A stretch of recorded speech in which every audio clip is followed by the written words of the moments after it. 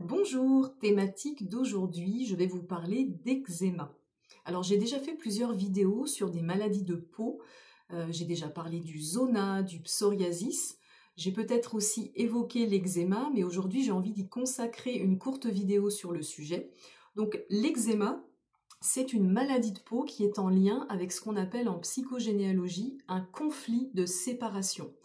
Concrètement, vous pouvez développer un eczéma qui est en lien avec le décès d'une personne, le divorce, la séparation de deux personnes, le fait d'avoir dû déménager, d'avoir dû quitter une maison qui vous plaisait énormément et dans laquelle vous vous sentiez bien.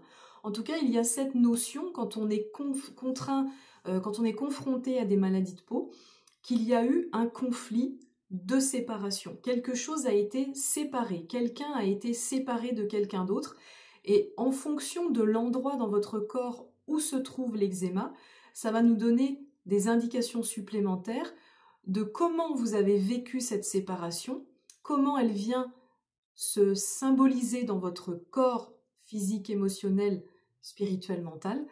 Et à partir de là, en fonction de la latéralité, donc si c'est plutôt à droite ou à gauche de votre corps, ça va plus être en lien avec votre mère ou votre père.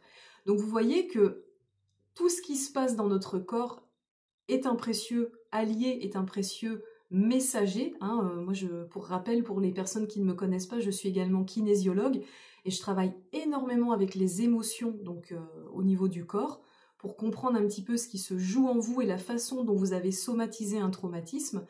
Et en psychogénéalogie, que je pratique également et sur lesquels je vous accompagne, ces deux outils, c'est la même chose. On va s'intéresser à la façon dont vous avez somatisé le traumatisme d'un ancêtre qui n'a pas été digéré. Et l'eczéma, peut-être que vous êtes porteur d'eczéma, mais que ce traumatisme de séparation ne vous appartient pas. Par exemple, vous pouvez être relié à une personne de votre famille qui a perdu son mari à la guerre, et donc vous, en tant que descendant de cette personne à qui vous êtes relié, vous allez somatiser cette séparation douloureuse, brutale et qui a été inconsolable sous forme d'eczéma.